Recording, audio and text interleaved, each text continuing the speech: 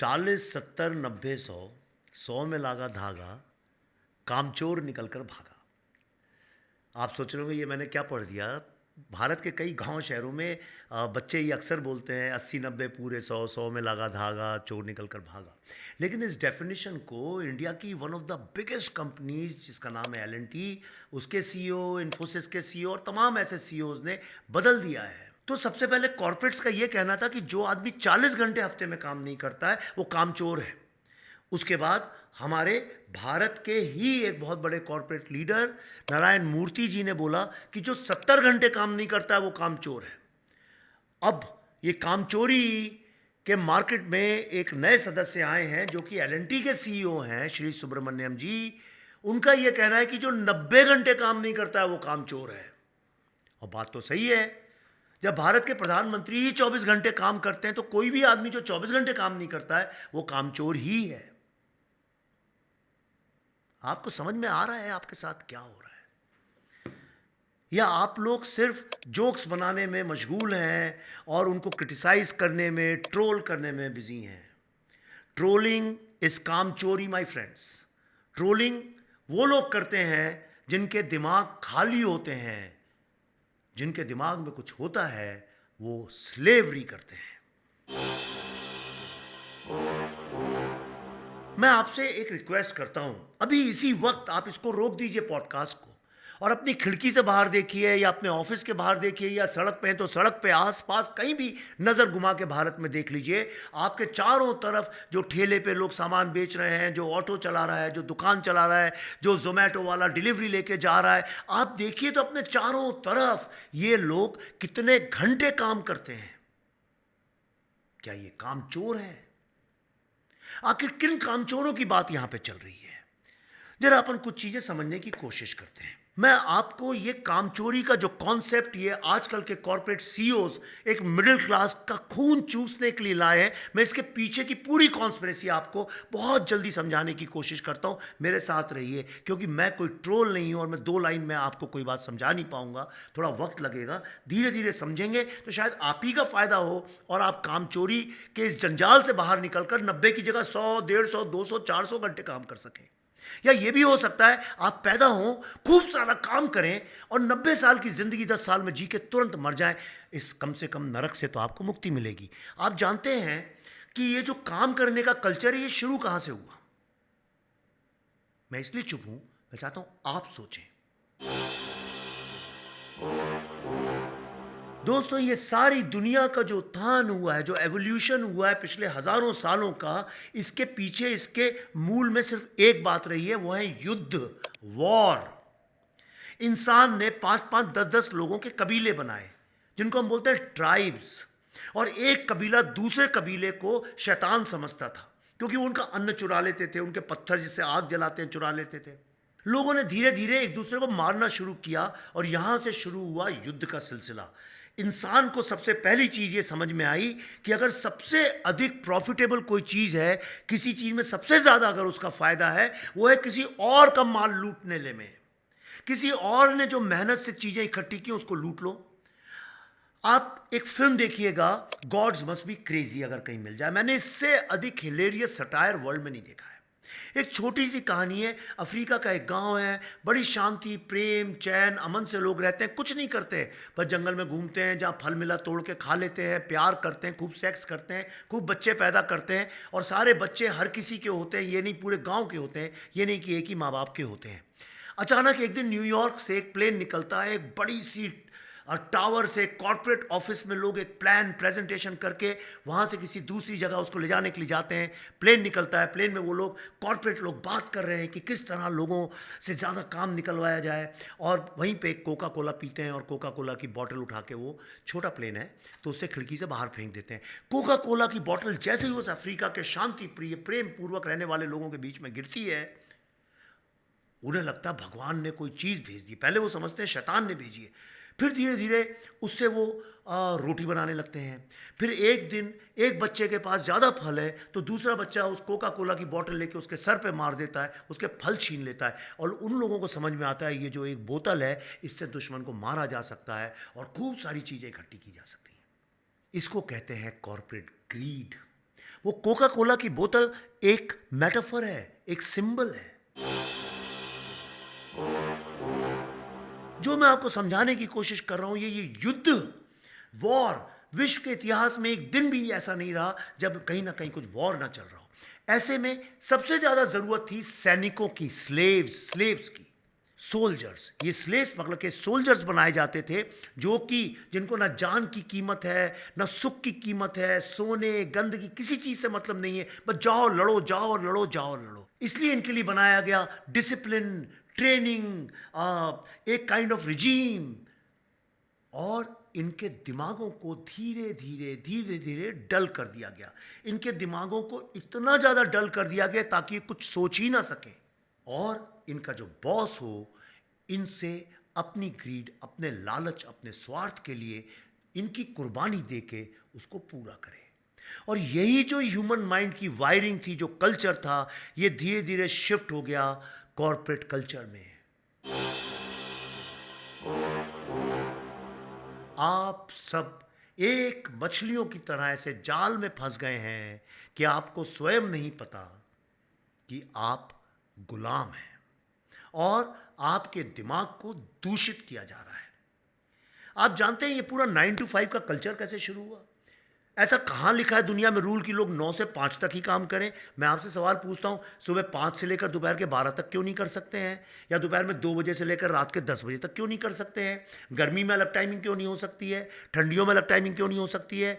बरसात के दिनों में अलग टाइमिंग क्यों नहीं हो सकती है? जिनके बच्चे हैं उनके लिए अलग टाइमिंग क्यों नहीं हो सकती है? क्या दुनिया का हर आदमी, उसकी ज़रूरतें और उसका टाइम का एलोकेशन एक ही है? खुद सवाल पूछिए अपने आप से। क्या आपकी पत्नी और आप कि टाइम की जो रिक्वायरमेंट है वो एक ही है? तो फिर दोनों के लिए 9 to 5 क्यों? बच्चों के लिए 9 to 5 क्यों? क्योंकि आपके जो बॉसेस हैं वो 9 to 5 काम करते हैं। दोस्तों, ये जो 9 to 5 का कॉन्सेप्ट है, ये 100 साल पहले अमेरिका में शुरू हुआ था। इसको हेनरी फोर्ड, जिन्होंने असेंबली लाइन को इन्वेंट किया था, मतलब पहले गाड़ियाँ कैसे बनती थी, पूरी पूरी गाड़ी एक बार में बनती थी, फिर उन्होंने कहा नहीं, एक असेंबली लाइन बना दो। उसमें शुरू हुआ, कहीं पहिए लग रहे हैं, कहीं पे स्क्रूज लग रहे हैं, कहीं कार्बोरेटर लग रहा है, कहीं पे गैस पंप लग रहा है, कहीं स्टीयरिंग लग रहा है, और एक एक कन्वेयर बेल्ट है, उसमें एक के बाद चीज़ें होती जा रही हैं।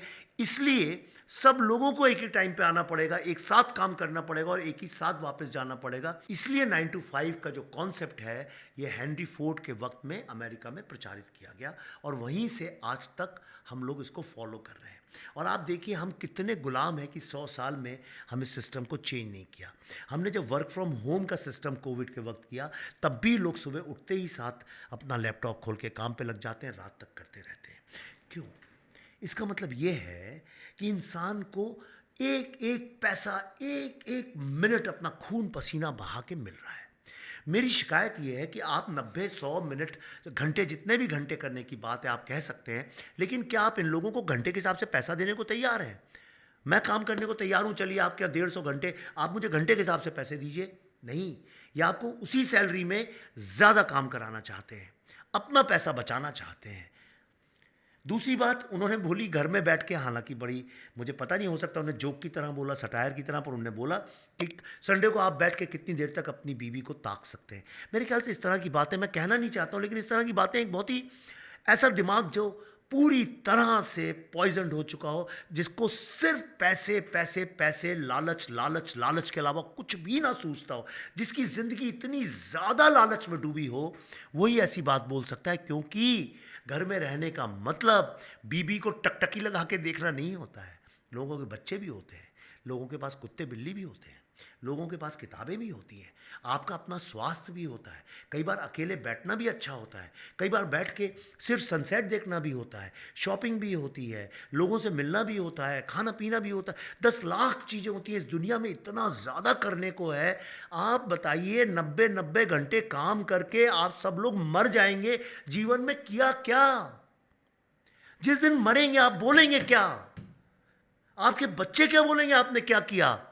साहब, मेरे पिताजी ने एल&टी के लिए इतनी सेवा की, इतना सेवा की कि उनके जो सीईओ थे वो साल में 50 करोड़ से बढ़ा के अब 75 करोड़ कमाने लगे। आप मुझे ये बताइए, कभी किसी कवि से, किसी राइटर से, किसी शिक्षक से इन लोगों के ऊपर इतनी बातें क्यों नहीं थी कि आप डिसिप्लिन्ड होइए, ट्रेनिंग लीजिए, मल्टीटास्किंग करिए, 100 घंटे काम करिए? आपने कभी सुना किसी पेंटर को कोई बोलता हो, किसी फिल्म मेकर को बोलता हो, कभी कोई किसी ऐसे व्यक्ति को बोलता हो जो किसी कॉर्पोरेट कंपनी में काम नहीं करता है? कॉर्पोरेट कंपनी का मतलब है गुलामी। आप सब गुलाम हैं। आपका मालिक संतुष्ट नहीं था कि आप पहले 30 घंटे काम करते थे, उसने 40 घंटे आपके ऊपर लगाए। फिर वो संतुष्ट नहीं हुआ, अपने लालच में उसने कहा 50 घंटे काम करो। फिर उसने बोला 2-2 घंटे वीकेंड पे काम करो। फिर वो 70 घंटे लेके आया। अब 90 घंटे की बात हो रही है। और दोस्तों, सिर्फ ये भारत नहीं, विश्व के तमाम कंट्रीज के जितने सीईओ हैं वो सब कह रहे हैं और काम करो, काम करो, काम ही भगवान है, मल्टीटास्किंग करो। भारत के पहले प्रधानमंत्री श्री जवाहरलाल नेहरू ने एक नारा दिया था, आराम हराम है। क्यों? सारी दुनिया की साइंस तो आज ये कहती है कि रेस्ट ही सबसे बड़ी चीज है, आराम ही सबसे बड़ी चीज है। जिस योगा अध्यात्म पे हम लोग इतना गर्व करते हैं और सोचते हैं योगा के सारे विश्वगुरु बनेंगे, वो क्या कहता है? आसन। आसन का मतलब आपको पता है? आसन का मतलब है आपकी सबसे कंफर्टेबल पोजीशन। आसन ही स्वास्थ्य है, सबसे कंफर्टेबल पोजीशन ही स्वास्थ्य है। ये सारा मेडिटेशन किस चीज़ के लिए? क्या एक जगह बैठ के आंख बंद करके कुछ चैंटिंग करने के लिए? नहीं। मेडिटेशन का मतलब है एक वक्त में जहां आप हैं वहां पे फोकस रहे, वहीं पे अवेयरनेस रहे। इसीलिए जो अच्छा एक बढ़ई होता है, कारपेंटर होता है और या पॉटर होता है, जब वो एक मटका बना रहा होता है, एक कुर्सी बनाता है, तो पूरी तरह उसमें फोकस्ड और कॉन्सेंट्रेटेड रहता हो, चाहे उसे 25 घंटे लग जाए, 28 घंटे लग जाए या 2 घंटे में हो जाए। ये लोगों को घंटों में बांधने का मतलब लोगों के दिमाग में कॉम्प्लेक्स डालना है कि तुम कामचोर हो। और इसीलिए ये working on weekends, workaholic, multitasker, इन लोगों को ग्लैमराइज किया गया। मल्टीटास्किंग विश्व की सबसे बुरी चीज है और किसी भी इंसान को मल्टीटास्किंग करने की जरूरत क्या है? आपने कभी किसी जानवर को खाना खाते खाते अपने दूसरे कुत्ते से बात करते देखा है? आपने कभी किसी जानवर को खाना खाते खाते टेलीविजन देखते हुए देखा है? मल्टीटास्किंग क्यों? किस कारण से? ताकि आप जिसके गुलाम हैं, चाहे उसका कोई भी नाम हो, उसका फायदा हो। यह है कॉर्पोरेट ग्रीड का नतीजा। आपके एक एक खून पसीने की मेहनत का फायदा उठा रहे हैं चंद लोग। और यही कारण है कि इस विश्व में अब आम आदमी के लिए जीना असंभव है।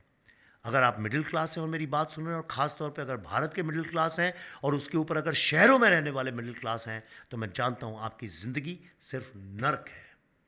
आप ज़ोमैटो से खाना मंगा के, किसी मॉल में जाके कपड़े खरीद के, कुछ दोस्तों के साथ दारू पी के, Christmas party, new year party करके अगर सोचते हैं कि आप बड़े खुश हैं, आपकी ज़िंदगी बदल गई है, तो मैं आपको एक बात बताना चाहता हूँ कि आप उस मेढक की तरह हैं जिसको पता ही नहीं कि कुआं के अलावा एक समुंदर नाम की भी चीज़ होती है।